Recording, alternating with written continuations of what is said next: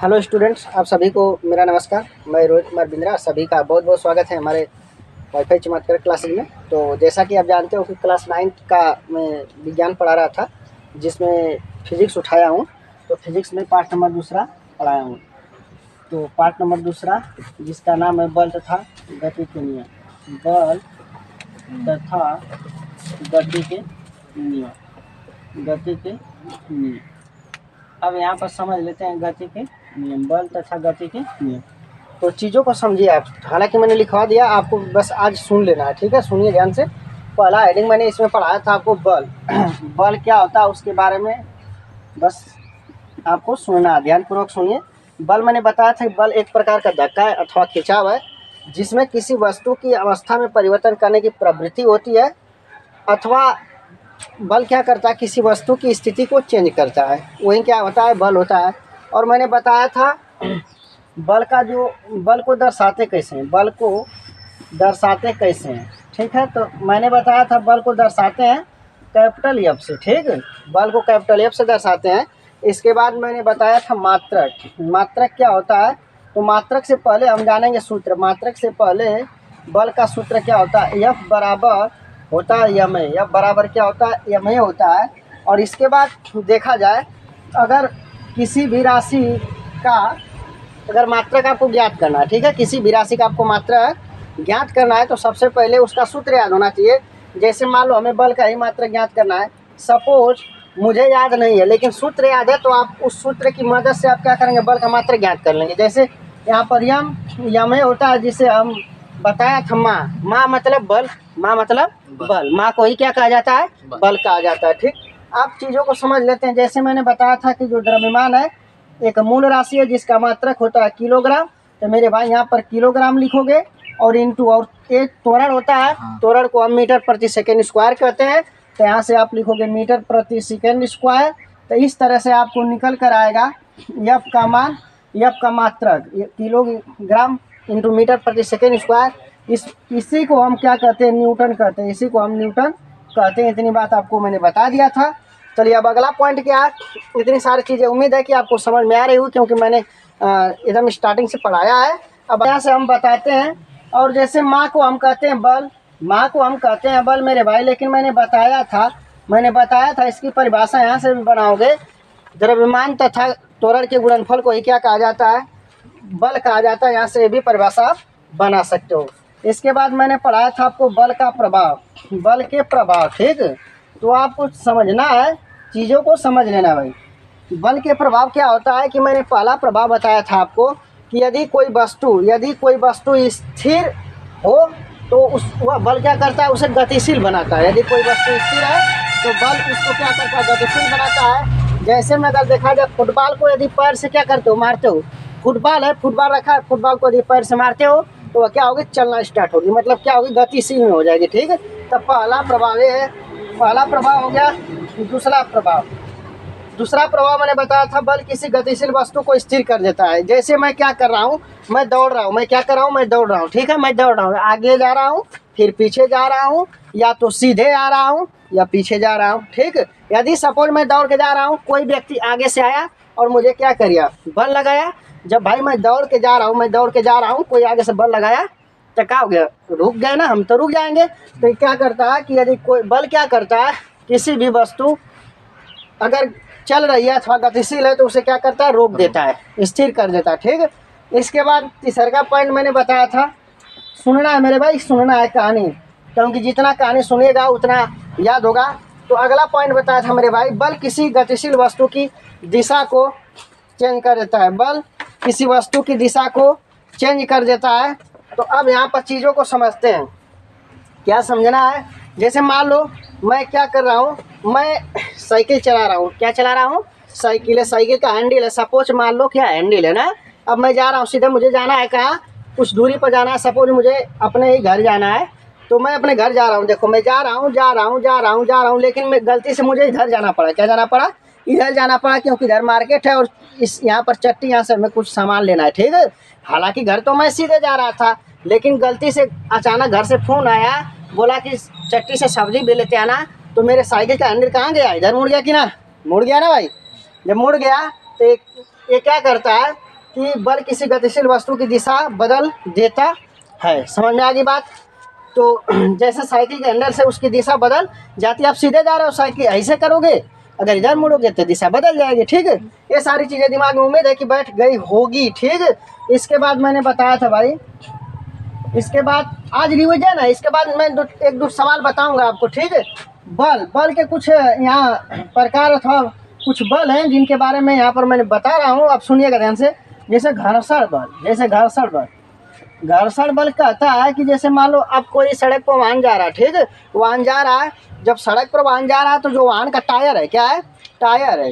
Tyre और सड़क के बीच कौन सा बल कार्य करता है? घर्षण बल। कौन सा? घर्षण बल कार्य करता है। इसके बाद बचा पार्टी, अब हम सीखेंगे यहाँ से क्या। इसके बाद मैंने बताया अभिकेंद्री बल, सीख लेते हैं ना, क्या दिक्कत है? अभिकेंद्रीय बल, आप समझो। जैसे अभिकेंद्रीय बल क्या कर रहा है? केंद्र की ओर लगने वाला क्या होता है? अभिकेंद्रीय बल कराता है। ठीक है, जैसे क्या करता है, कोई वृत्ताकार है। ठीक है, जैसे क्या है, वृत्ताकार, सपोज वृत्ताकार है, मान लो यहाँ बना देता हूँ। ठीक है, ध्यान देना आप, यहाँ पर ऐसे बना देता हूँ, उसका सेंटर यहाँ पे है, तो ये भी बल इधर लगेगा, यहाँ भी, मतलब कोई भी बल लगे अपने तरफ, मतलब केंद्र की तरफ लगने वाले बल को अभिकेंद्रीय बल कहा जाता है। अब समझिएगा। इसके बाद चुंबकीय बल, चुंबकीय बल में क्या होता है कि चुंबक के द्वारा लगाया गया जो बल होता है उसे क्या कहते हैं? चुंबकीय बल कहते हैं। मैं बार बार आपको बता रहा हूँ, चीज़ें एकदम समझ में आ रही होगी। ठीक है, इसके बाद मैंने आपको बताया था गुरुत्वाकर्षण बल। भाई गुरुत्वाकर्षण बल तो गुरुत्वाकर्षण बल क्या होता है? पृथ्वी माता के द्वारा लगाया गया जो बल होता है उसी को हम क्या कहते हैं? गुरुत्वाकर्षण बल कहते हैं मेरे भाई। ये सारी चीज़ें मैंने आपको बता दिया था। अब इसके बाद मैंने आपको समझाया था बल मुख्यतः दो प्रकार के होते हैं। मेरे भाई, एक होता है संतुलित बल, एक होता है असंतुलित बल। संतुलित बल में क्या होता है समझ लेते हैं, 2 मिनट समझ लेते हैं भाई। संतुलित बल में क्या है? सपोज मान लो एक व्यक्ति है। ठीक है, सपोज ये क्या है, एक व्यक्ति है, मान लेते हैं ना, क्या दिक्कत है, व्यक्ति है, इधर से क्या किया, इधर से कोई 20 न्यूटन का बल लगा रहा है, और इधर से क्या कर रहा है, ये भी 20 न्यूटन का बल लगा के खींच रहा है, इधर भी खींच रहा है। तो भाई 20 न्यूटन इधर, 20 न्यूटन इधर, तो ये वस्तु तो हिलेगी ही ना, क्योंकि दोनों तरफ क्या रहा, बल बराबर लग रहा है। तो इसका परिणामी क्या है? परिणामी बल 0 है इस वस्तु का। ठीक है, तो इसलिए क्या बस संतुलित बल है। इसके बाद मैं बात करता हूँ असंतुलित बल की। असंतुलित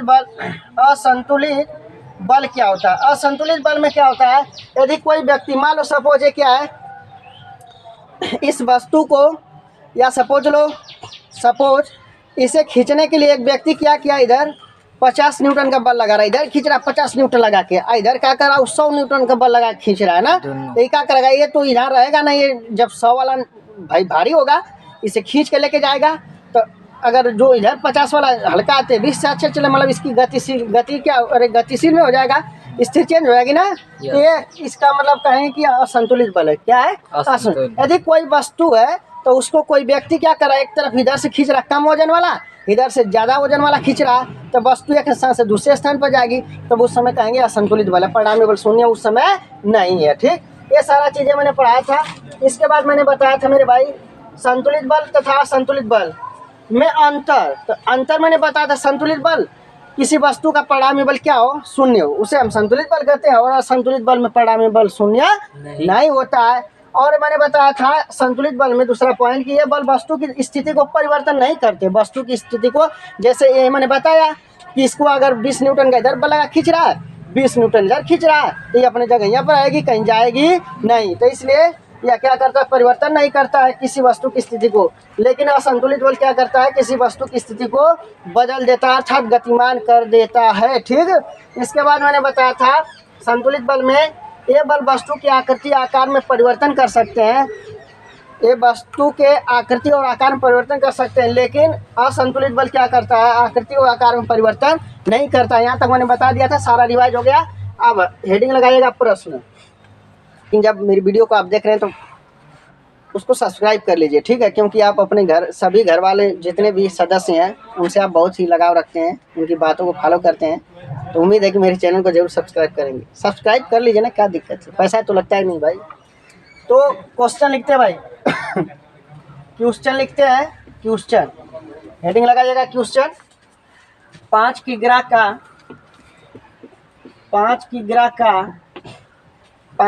का एक पिंड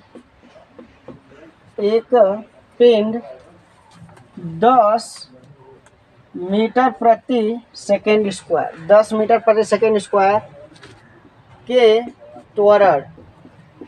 त्वरण से सरल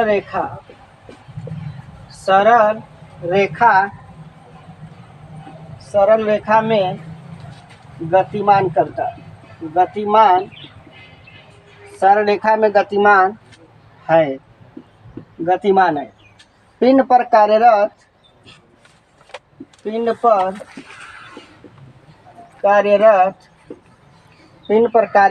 परिणामी बल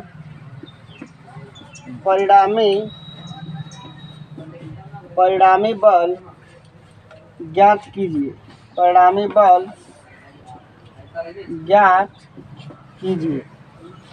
तो सवाल को नोट कर लो भाई, ये 5 दिया है।